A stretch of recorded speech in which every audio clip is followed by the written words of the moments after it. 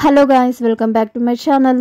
అత్తమ్మ నన్ను ఇంట్లో నుంచి ఎందుకు వెళ్ళిపో అన్నారు అనేది మీతో షేర్ చేసుకోవాలనుకుంటున్నాను.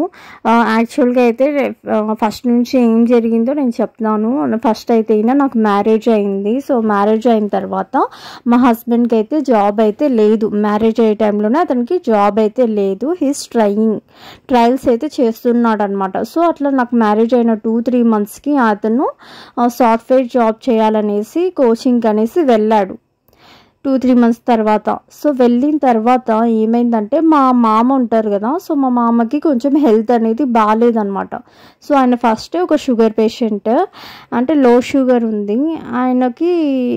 ఆ టైంలో ఏదో డయాలసిస్ సంథింగ్ ఏదో ఐ డోంట్ నో పర్టికులర్గా డయాలసిస్ అనేది వచ్చిందనమాట. సో దానికి అతను ఫస్ట్ నుంచి ఉండింది, మ్యారేజ్ కాకముందు నుంచే మా మామ వెళ్తూ ఉండేవారంట. సో దాని తర్వాత ఇంకా వాళ్ళు పిలుచుకున్నారు, లేదు సన్ కావాలి, నా సన్ను నా కళ్ళ ముందరే ఉండాలి,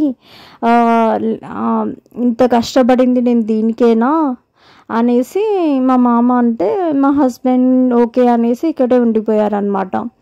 సో ఉండిపోయి జాబ్స్ అనేవి ట్రయల్స్ చేస్తూ ఉన్నారు. ఇంకా జాబ్స్ అనేవి ట్రయల్స్ చేయడం అయితే మానేశారు. ఇంకా మానేసి ఏదో నార్మల్ ఒక జాబ్ ఏదో దొరికింటే అదైతే చేస్తూ ఉన్నారు. చాలా తక్కువ శాలరీ అండి, అది ఇప్పటికి కూడా శాలరీ అనేది పెరగలేదు. మ్యారేజ్ అయ్యి 8 years అయింది, 3,000 మాత్రమే పెరిగింది వన్ టైం అంతే. సో ఆ జాబ్ అనేది చేస్తూ ఉన్నారు. సో చేస్తూ ఉంటే ఇంకా రాలేదు జాబ్. సో ట్రయల్స్ చేస్తూ ఉన్నాడు. నేను ప్రెగ్నెంట్ అయ్యాను 7 monthsకి. నేను మా హస్బెండ్ వచ్చేసాడు. సో నేను అప్పుడు ప్రెగ్నెంట్ లేడీ అనమాట. సో నేను చెప్పాను అతనికి, నేను స్టమక్తో ఉండే చెప్పడం అయితే జరిగింది, వద్దు వెళ్ళు, రేపొద్దున వీళ్ళే మనల్ని టార్చర్ చేస్తారు, సంపాదన లేకపోతే లైఫ్తో ఆడుకుంటారు, పిల్లలు కూడా ఇబ్బంది పడతారు, మనం సెటిల్ అయితేనే కదా మన పేరెంట్స్ని మంచిగా చూసుకోగలుగుతాం అని చెప్పడం అయితే జరిగింది. కానీ మా హస్బెండ్ అయితే వినలేదు.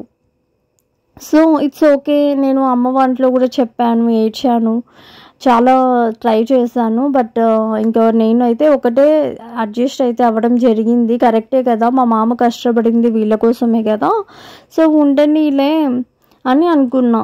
నేను చేసిన నా లైఫ్లో పెద్ద మిస్టేక్. ఇంకా నేను కోలుకోలేని ఎదురు దెబ్బలు కూడా చూశాను ఈ ఒక్క డెసిషన్ వల్ల, ఈ ఒక్క అడ్జస్ట్మెంట్ వల్ల, అతని కోసం నేను చేసిన సాక్రిఫైస్ వల్ల, వాళ్ళ ఫ్యామిలీ కోసం నేను చేసిన సాక్రిఫైస్ వల్ల ఎవ్రీథింగ్ నేను కోల్పోవడం అయితే జరిగింది. నా హెల్త్ కానివ్వండి, వాళ్ళు అదేది నాకు తీసుకొని రాలేరు, నా డేస్ని నాకు తీసుకొని రాలేరు. సో అలాగా అయిపోయింది. ఇంకా మా హస్బెండ్ ఇంకా ఓకే నేను ఇంకా ఓకే అని అనుకున్నాను. సో ఓకే అనుకున్న తర్వాత మాకు ఓకే, నాకు డెలివరీ అయ్యాను. సో మా హస్బెండ్కి జాబ్ అయితే వచ్చింది. అమ్మయ్య జాబ్ వచ్చిందిలే అనుకున్నాను. సో జాబ్ వచ్చింటే జాబ్ చేసుకుంటూ ఉన్నాడు. సో జాబ్ చేసుకుంటూ అప్ అండ్ డౌన్ అనమాట వేరే ఊరికి. సో మా ఊరి నుంచి ఒక వేరే ఊరికి వెళ్ళాలి, అది టౌన్కి వెళ్ళి చేయాలి. సో అట్లాంటి జాబ్ అనేది ఒక 5 years ఆయన కష్టపడి చేశారు. సో ఆయన ఎవ్రీడే వచ్చి చెప్పేవారు అనమాట, బస్లో నాకు సీట్స్ దొరకట్లేదు, నాకు నిలబడికి కూడా ఇబ్బందిగా ఉంది, ఎంత ఎర్లీగా పోయినా ఒక్కొక్కసారి సీట్స్ అనేవి దొరకట్లేదు అనమాట. So tensions, 2 buses daily up and down అయితే అతనికి కష్టంగా అనిపించిందని నాతో షేర్ చేసుకున్నారు. సో నేను వెళ్ళి అత్తమ్మకు కూడా చెప్పాను. సో చెప్తే తను అన్నారు, ఓకేలే ఇంకా ఏం అనలేదు, ఓకే అన్నారు. సో తర్వాత ఏమైందంటే ఇంట్లో ఇంకా అత్త కోడళ్ళ గొడవలు కూడా కామనే కదా, ఎంత వర్క్ చేసినా చేయలా. సో ప్రతి ఒక్క బంధువుతో చెప్పడం, ప్రతి ఒక్కరితో చెప్పడం, ఇటువంటివన్నీ జరిగాయి. సో దాని తర్వాత ఇంకా మా అత్తమ్మ వచ్చేసి ఎందుకు ఇంత కష్టపడ్డం, ఇంకా మీరు వెళ్ళిపోండి, అక్కడే ఎక్కడైతే జాబ్ ఉందో అక్కడే మీరు ఆ ఊరికి వెళ్ళిపోండి అని చెప్పడం అయితే జరిగింది. సో నేనైతే అంత పట్టించుకోలేదండి. సో నార్మల్గా చెప్తుందేమో అని నేను అనుకున్నాను. అది నార్మల్ అయితే అస్సలు కాదు, తను సీరియస్గానే చెప్పింది. సో తను పదే పదే చెప్తా ఉంది ఎవ్రీడే పోండి పోండి అని. ఇంకా పోండి అంటూ ఉంటే నేను మా హస్బెండ్ కూడా చెప్పాను. చెప్తే మా హస్బెండ్ కూడా పోయి ఇల్లు కూడా తీసుకోవడం జరిగింది. అంటే తీసుకోలేదు, చూడడం జరిగింది. సో ఒక హౌస్ అయితే దొరికింది మాకి.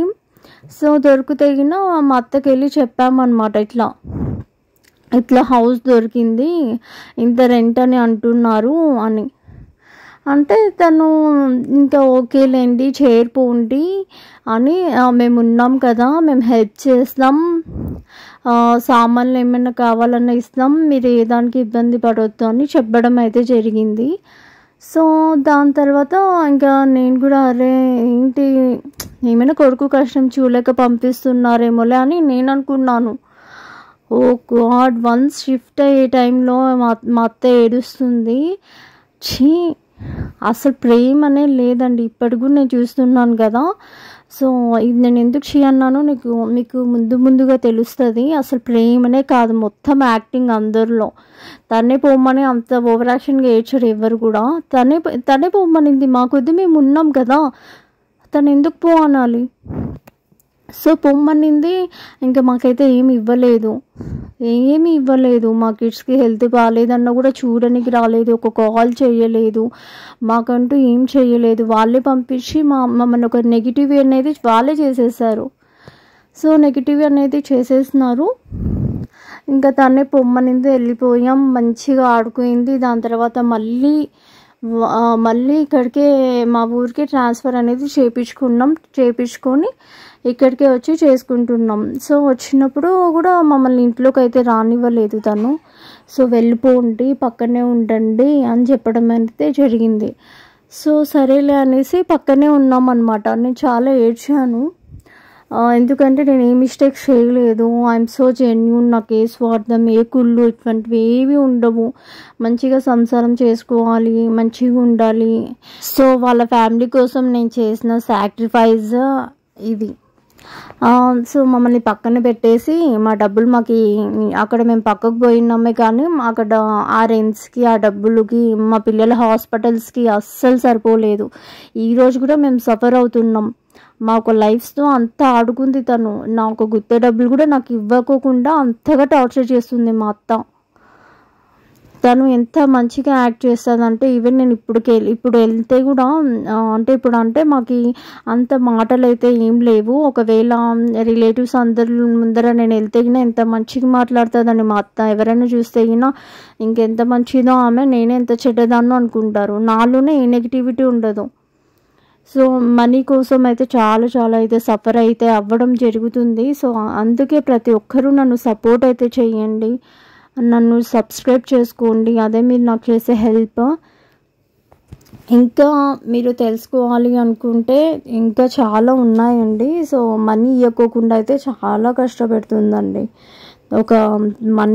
తన ఒక కొడుకులకి కూడా తనకి ఎంతసేపునా కూతురు బాగుండాలి అంతే, అటువంటి మైండ్ సెట్ తంది. నా సంసారం ఏమైపోయినా పర్లేదు, నేను ఏం చనిపోయినా తనకేం బాధ లేదు, తన కూతురు బాగుంటే చాలు.